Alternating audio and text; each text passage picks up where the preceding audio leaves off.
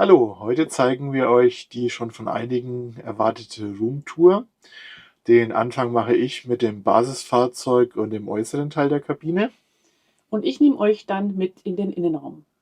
Und ich würde sagen, los geht's. Genau, los geht's.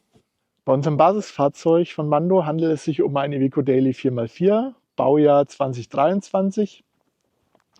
Er hat einen Motor mit 2,3 Liter Hubraum und 180 PS. Er hat einen permanenten Allradantrieb mit Untersetzung und 3 Differentialsperren. Einmal die Vorderachssperre, dann die Mittelsperre und die Hinterachssperre. Vorne am Fahrzeug angebracht haben wir hier oben Zusatzscheinwerfer. Die sind praktisch, wenn man mal im Dunkeln etwas unwegsameres Gelände befährt, weil man eventuell noch einen Stellplatz suchen muss. Oder als Arbeitsleuchten nachts. Dann haben wir hier eine Seilwinde, mit der können wir uns gegebenenfalls selber rausziehen, wenn wir irgendwo stecken bleiben, oder jemand anders rausziehen. Ja, ansonsten ist hier an der Front nicht allzu viel mehr zu sagen. Hier sind wir an der Seite von unserem Fahrzeug. Da haben wir einmal die Sandbleche. Die haben uns neulich ja schon mal geholfen am Strand, wie ihr gesehen habt. Und da ist die Gassteckdose. Da kann man zum Beispiel unseren Gaskocher anschließen, den man hier draufstellen kann.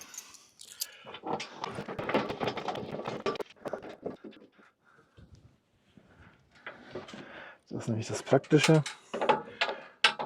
So, zum Wasser befüllen müssen wir das abklappen, um hier an unseren Frischwassereinfüllstutzen hinzukommen.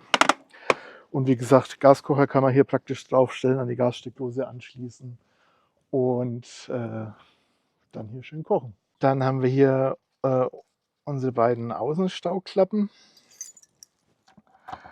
Auf der Seite hier.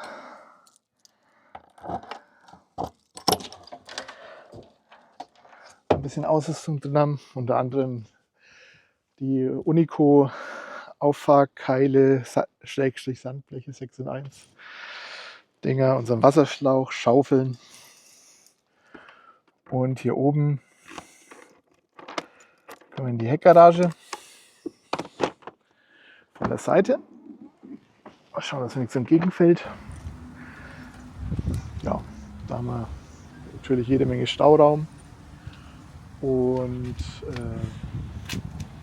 auch unsere Kühlbox drinstehen, Tisch.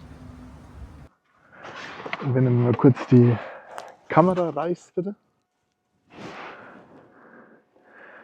Und hier drin haben wir dann auch unsere Wasserfilter von Famous Water, wo dann unser Trinkwasser gefiltert wird.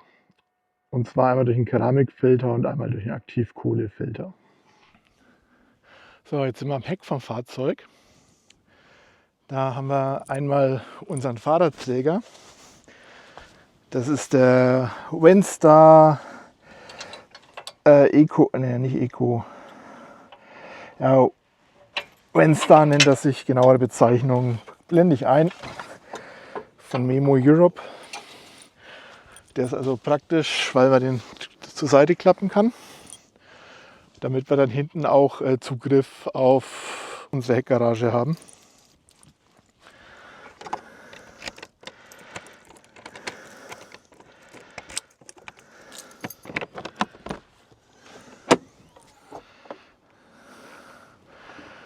Genau. Hier haben wir dann alles weitere an Ausrüstung verstaut, was man natürlich nicht so häufig braucht und im Innenraum hat. So wie Werkzeug, Stühle etc. Ja, halt alles, was man so zum Camping und zum Leben unterwegs benötigt. Aber auf die Ausrüstung würde ich dann mal in einem separaten Video eingehen. Wenn euch das interessiert, schreibt es in die Kommentare. dann machen wir da gern mal ein extra Video zu, was wir so alles in Ausrüstung dabei haben. Hier hinten in der Heckgarage sieht man auch einen Teil von unserer Technik. Da haben wir einmal den Büttner ICC 3000 Wechselrichter. Über den läuft auch der Generator von Martin Special Technics, auch 230 Volt Lichtmaschine, genannt im Volksmund, also im Mund von Bimobil-Fans.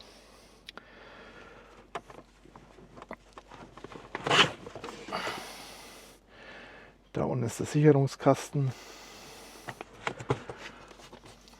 Hinter dieser Klappe da unten, die schraube ich jetzt nicht auf, sind eben unsere 2x180 Ampere-Stunden Lithium-Eisenphosphat-Batterien und eben genannter Generator oder Steuereinheit für den Generator von Martin Special Technics. Hier oben haben wir die Truma Kombi 4 Gasheizung. Das ist einerseits unsere Backup-Heizung, falls die Dieselheizung von Webasto irgendwann mal ausfallen sollte. Und zweitens benutzen wir die eben als Boiler für unser Warmwasser. Hier oben seht ihr dann noch den Kompressor von Arp. Den benötigen wir eben, wenn wir Luft aus den Reifen ablassen oder einen Platten hatten, wie ihr neulich gesehen habt, um den Reifen wieder aufzufüllen. Ja, ich habe dann die Platte doch mal abgeschraubt noch. Hier seht ihr dann, wie gesagt, die Anlage von Martin Special Technics links. Dann oben hängt noch unser Ladebooster, womit man dann nochmal zusätzlich mit 50 Ampere laden könnte, also insgesamt 170 Ampere. Dient praktisch auch nochmal als Backup, beziehungsweise ich habe ihn jetzt eben mal angesteckt, um eben mal kurzfristig möglichst schnell viel Strom in die Batterien zu laden, weil wir jetzt immer nur kurze Strecken fahren gerade. Ja, und daneben seht ihr eben die 2x180 Ampere-Stunden Lithium-Eisenphosphat-Batterien.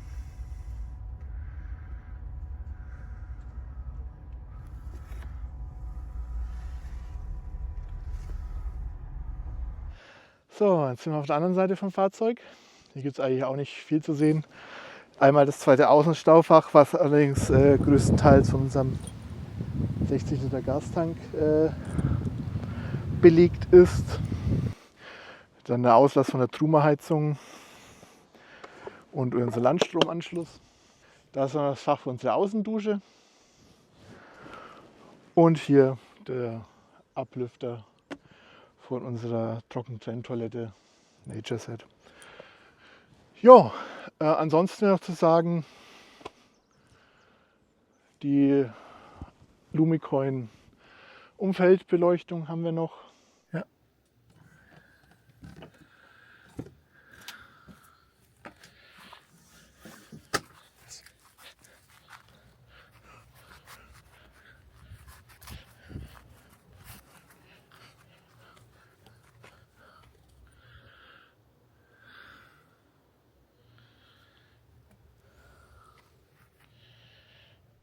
Aber ansonsten hätten wir von draußen jetzt eigentlich soweit alles gehabt. Jetzt machen wir noch einen kurzen Schwenk durchs Vaterhaus.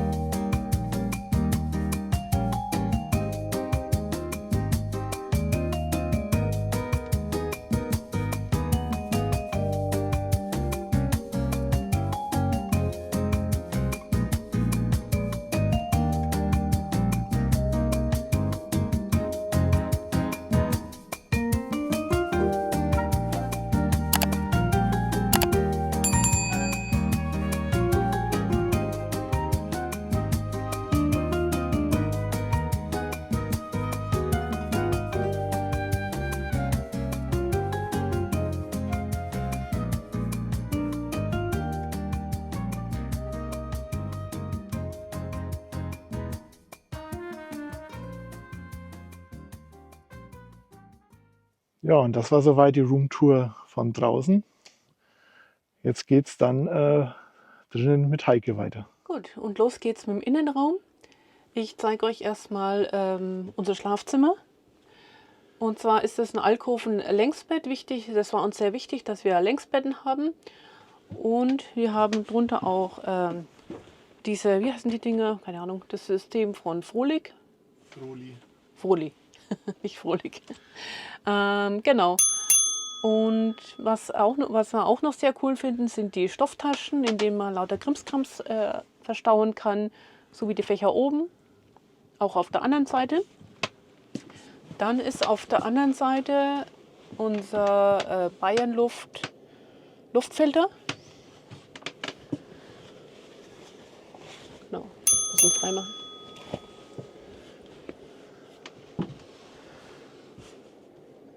Und was natürlich der absolute Spitzenklasse ist, ist hier unser Dachfenster, durch den man dann abends oder nachts eben auch die Sterne beobachten kann. Genau, dann geht's, ich stelle mich mal hier hin. Hier geht es dann ins Pfarrerhaus, das ist die Tür ins Pfarrerhaus. Die ist etwas kleiner geraten, normalerweise ist die Tür größer, aber da wir den durchgehenden Boden haben, ist die Tür hier etwas kleiner, aber man kommt trotzdem noch sehr gut durch.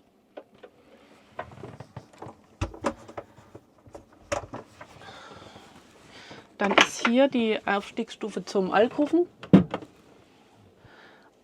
zum Bett dann, auch sehr praktisch. Und hier noch unser Mini-Kleiderschrank, in dem alle Sachen reinpassen müssen oder fast alle. Dementsprechend voll ist er natürlich.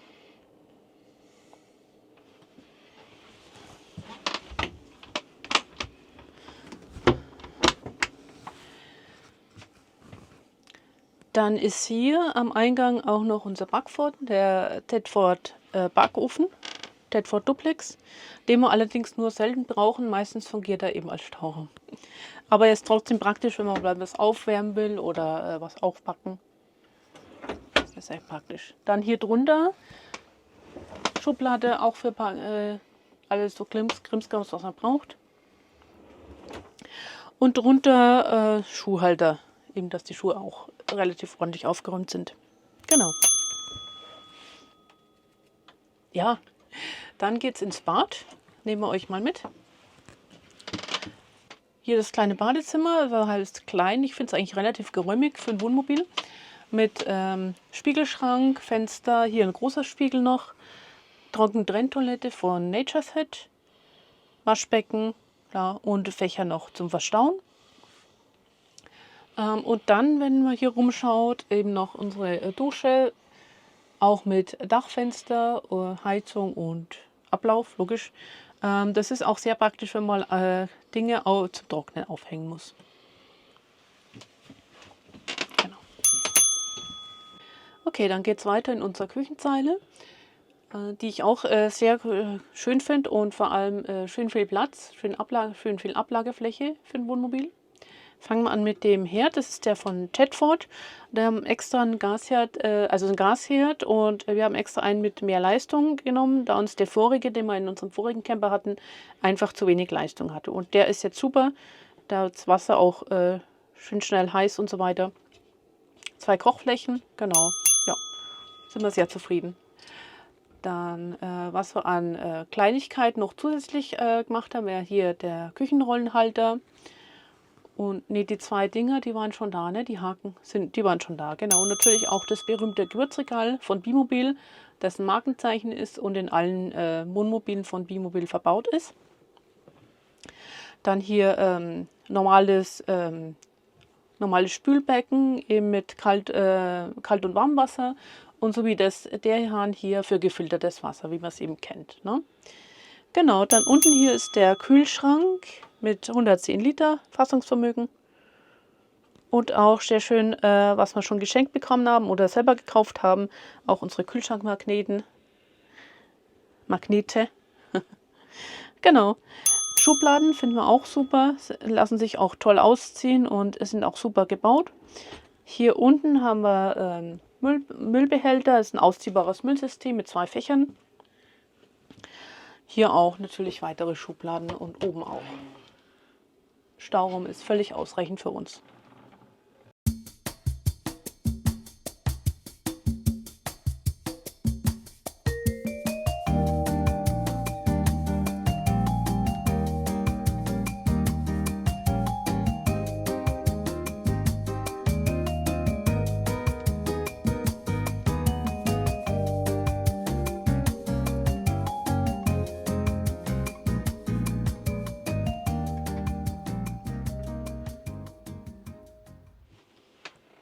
Gut, dann geht es weiter auf der anderen Seite. Hier haben wir die Fläche genutzt für ein Magnetfeld oder eine Magnettafel, auf die wir jetzt auch was schreiben können. Das haben wir jetzt noch nicht gemacht, aber ist halt perfekt auch für Fotos und Andenken.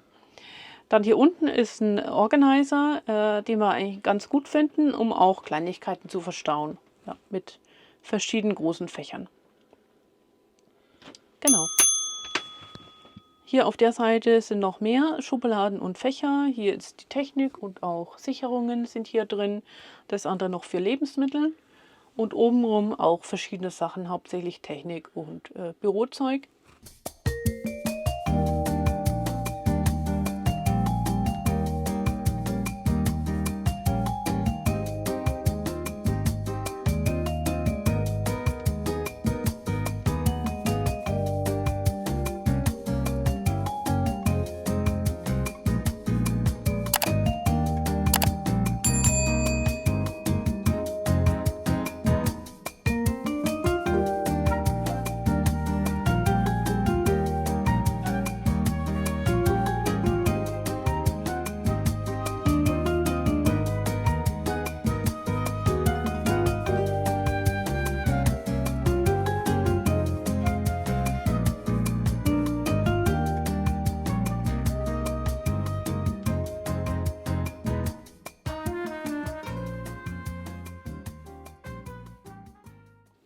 Dann hier natürlich, was ganz wichtig ist für uns, die Kaffeemaschine. Die hat man auch zu Hause, die haben wir von zu Hause mitgenommen.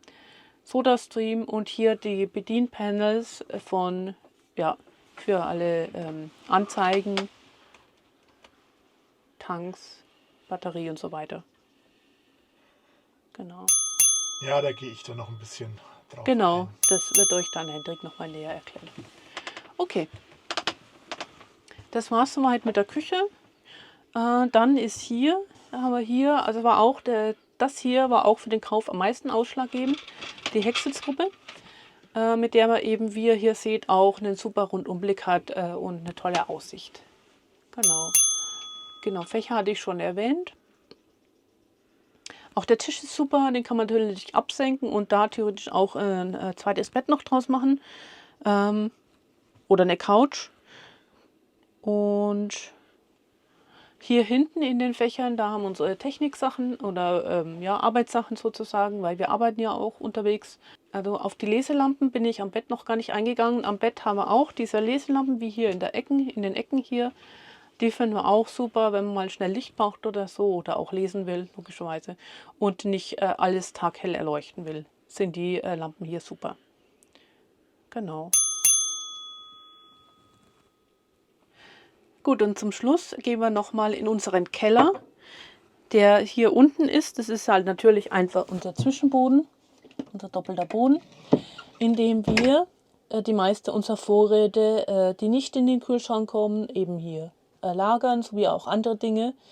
Das geht ja auch da vorne und da hinten noch weiter. Also hier gibt es auch jede Menge Platz, um noch Sachen unterzubringen. Okay. So, jetzt noch ein bisschen was zu den technischen Details. Wir haben einmal hier unser Votronic Panel von Bimobil, wo man eben Solar sehen kann, Wasserstand,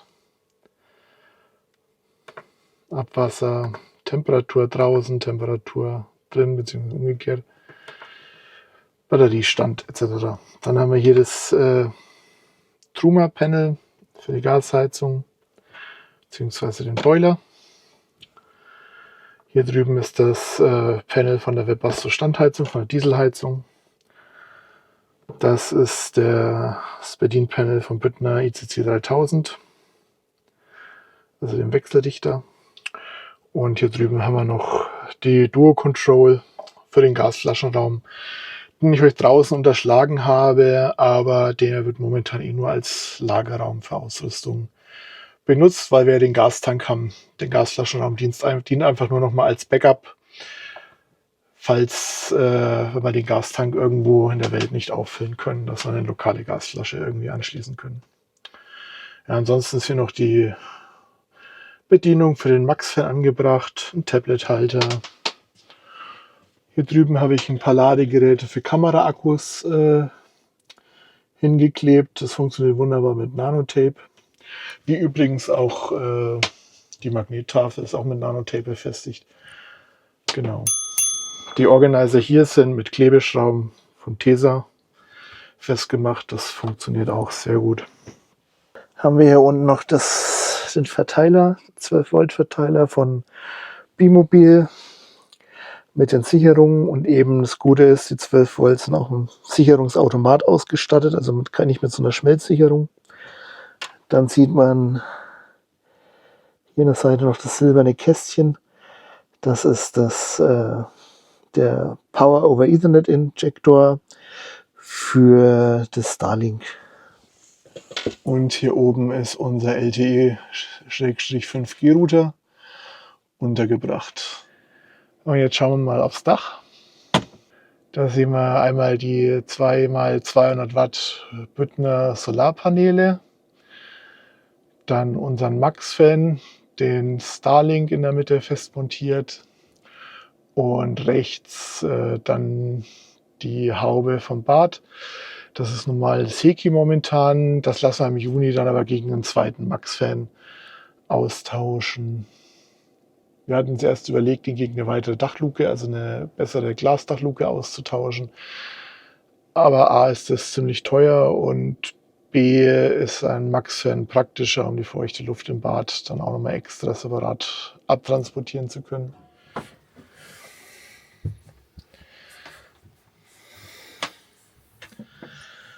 Das ist die Standardbeleuchtung. Man kann alle Lampen noch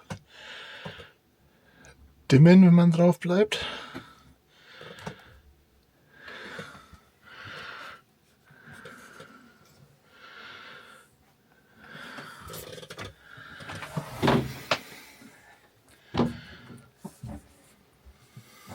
Und dann habe ich hier noch neulich eine indirekte Beleuchtung mit einer LED-Leiste erstellt, die man ebenfalls sehr schön dimmen kann. Und wenn euch dieses Video und die Roomtour gefallen haben, freuen wir uns sehr über ein Abo und ein Like von euch. Das hilft unserem Kanal sehr zu wachsen. Und in diesem Sinne, live long and prosper. And may the force be with you. Ja, und das war es soweit.